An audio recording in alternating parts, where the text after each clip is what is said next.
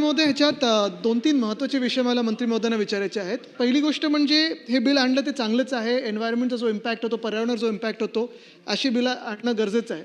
पण ह्याच्यात महत्त्वाची गोष्ट म्हणजे विंटेज कार नावाचा जो प्रकार आहे, तर विंटेज कारची आपण काही डेफिनेशन ठरवणार आहोत का? जेणेकरून त्या गाड्यांना, की जे मेंटेन करतात गाड्या किंवा ज्या आधीच्या गाड्या आहेत, त्यांना हे काही जास्ती बर्डन त्यांच्यावर जाणार नाही.